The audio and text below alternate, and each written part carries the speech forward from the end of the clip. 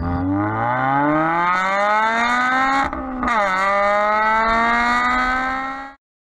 YouTube, welcome to another video. Now today I'm going to be doing oil pressure gauge. I did this on the E46, I don't know, like 5 years ago.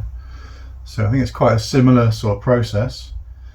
Annoyingly, I asked on a R53 forum what size thread it needs to be for the adapter, and someone sort of answered pretty as if they knew what they were talking about. So I ordered one, and then someone else commented saying that was wrong, this is the one you need. So I've now got, because originally I bought the 1/8 NPT, like a remote adapter, so you can sort of move it away from the oil filter housing.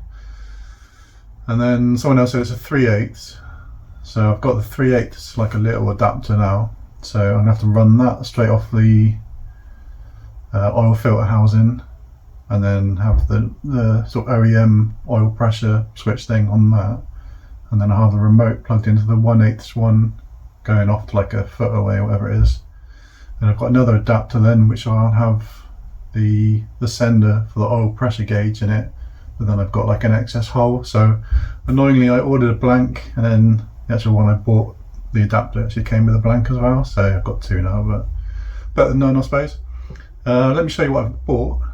So I've gone for Pro Sport oil pressure gauge. No particular reason, seem to have really good reviews on eBay. They're like 99.9%. They're quite reasonable priced. So I've got like a blue one, I think. It can be blue or white, so I'll see which colour I prefer. That is there. I don't know whether you'll make it out. I can. So that came with the cables, a little sort of sun visory thing, and the sender unit and some stickers.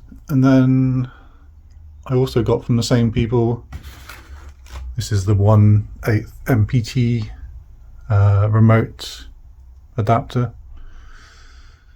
So you can see there, and that's actually came with a blank, like I said, which is cool.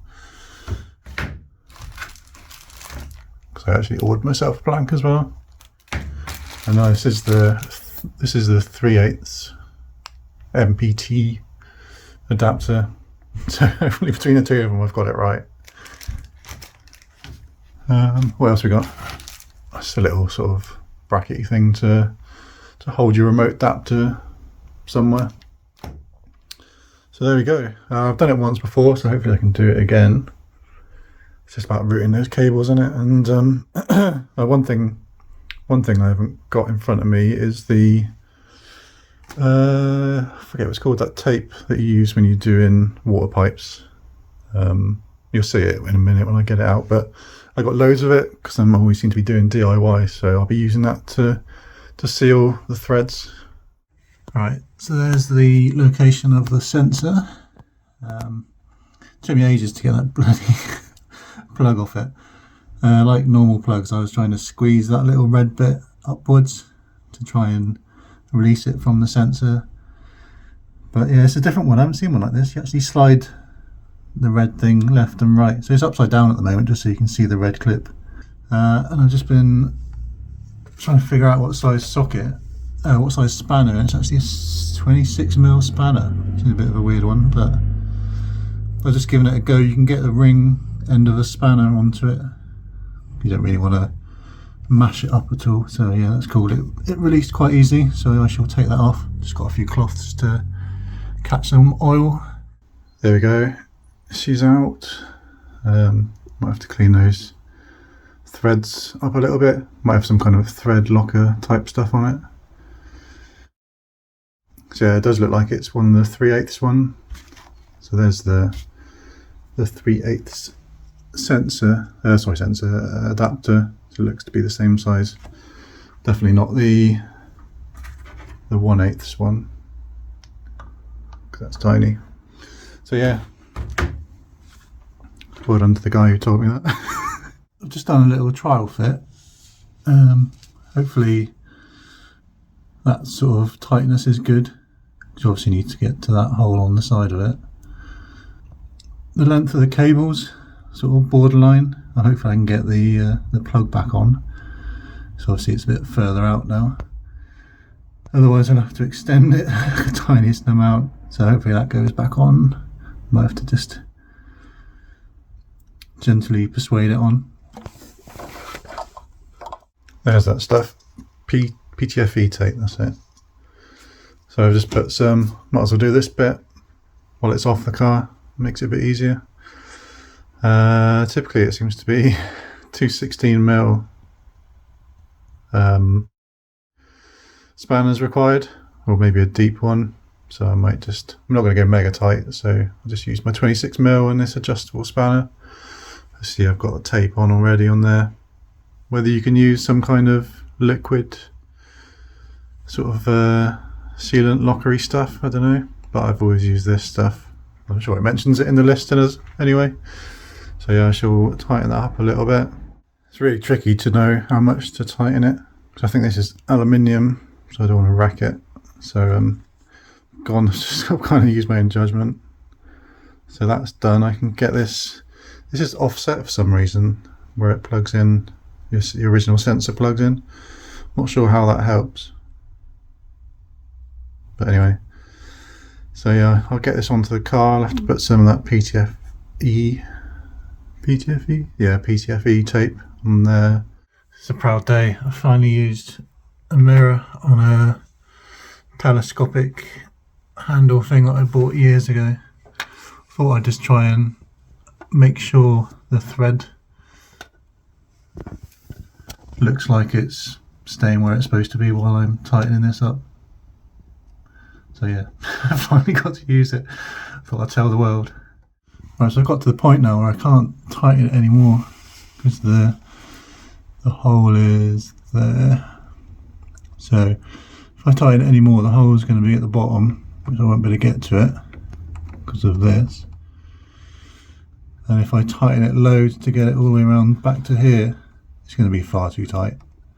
So I'm hoping that's tight enough. Otherwise I don't know.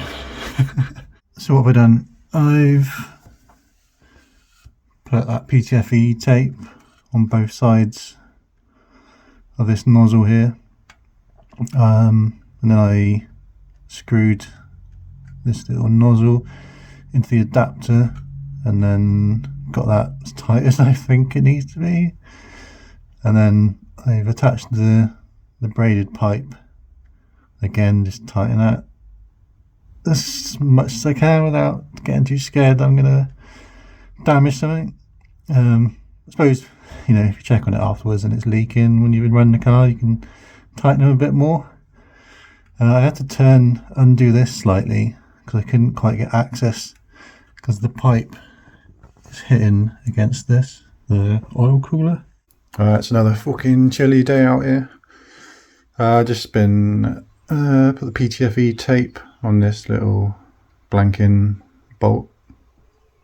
There is a particular direction to put the PTF tape, which means when you screw it in, it's not like trying to unravel it. So yeah, make sure it just makes life easier if you do it a particular direction, then it's going with the flow as you tighten it up.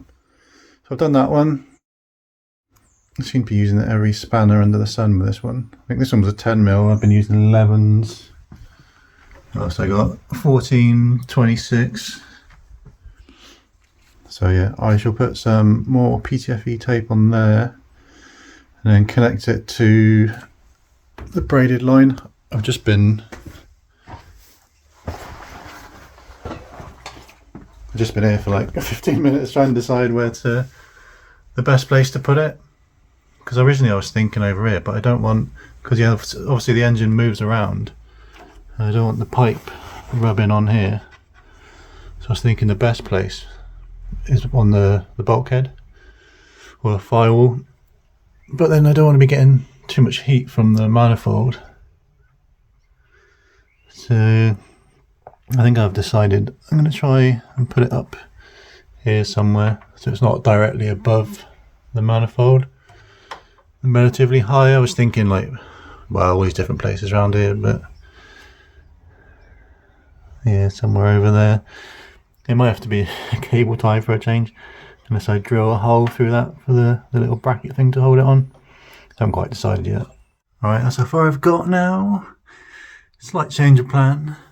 I moved that blanking bolt from there to there because the strap was kind of getting in the way when I was trying to...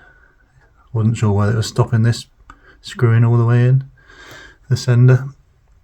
So yeah, I just swapped them round, made a hole through this bracket, and obviously put a little bolt through there, just to tighten that up.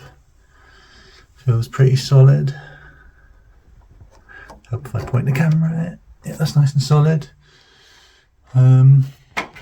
Plug the cable, I put the plug back on down there. It reached alright.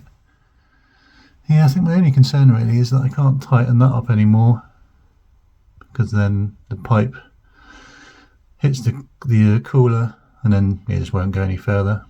So hopefully that's tight enough, otherwise I don't know what you can do about that. I mean, it did still advertise it as for a Mini R53, so yeah, I'm quite happy with that. It's, the pipe's not touching any of the car, so it shouldn't rub at all.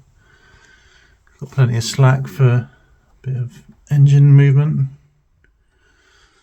So I've just marked, I've got this one goes to the green wire of my dial or gauge, and the other one goes to the ground or earth negative. So I need to find somewhere in here to connect that, and then I'll have to run the other one through. I can see I have a little hole. That's what she said. Childish. Where did I see it? Through there. You can just see that green bit in the distance. So I might just feed the cable through there, or just, yeah, that'll do.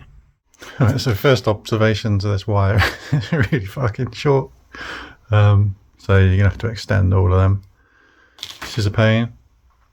So this one, we got red is power, black neutral negative, green goes off to the sender, and you can use the white and the orange. Let's put a little table down there, so whether you want, like say for example blue during the day and then white when you turn the lights on. So I don't know how bright blue is going to be, so I might try blue first. If it's not bright enough for daytime, then I might do the white one all the time. Yeah, I think first I'm going to do the negative for the sender. They don't give me a wire for that, so luckily I've got some. There we are, the sender's in. Probably can't see it, but there's a negative cable going behind there and down here. I cut too much, so hence that messy bit there. It was the last bit of the wire, so I was hoping it was just kind of be the right amount, but I'll have to trim that down at some point. But anyway, I've connected it to here, which seems to be like a negative point, earth point. And then I found some extra green wire, so I just connected the one that goes to the gauge, and then I've just got it through there. I need to pull that tight. I just had to poke some cable ties through. I managed to grab hold of it. I mean, it's easier in here because I got no dash, but so I just pulled that through. I'm thinking gauge up here. That's kind of my eye line. So yeah, it seems like a good place to have it. So it's about a week later now, and this has arrived now. Just a little cheapo eBay one. The base looks a bit weird. I guess you can stick that down or screw it down or bolt it down. So yeah, that's what I'm going to be using. There we go, she's wired up. I've used a little sticky pad. I might use a couple of self-tapping or tech screws just to make sure it's properly tight. I'm tidied the wires up, as you can see, just dangling around at the moment, but it's all wired in. So if we shut the power on,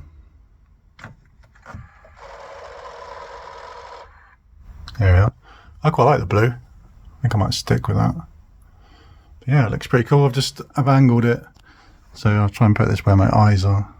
So it's pretty direct on to my eyes. It needs securing a bit better inside its holder, but you get the idea. Pretty pleased with it. So there we go. I've just tidied the wires off a little bit. This is a bit more solid. I need to tighten it up actually. It's not quite tight enough. This is all stuck down.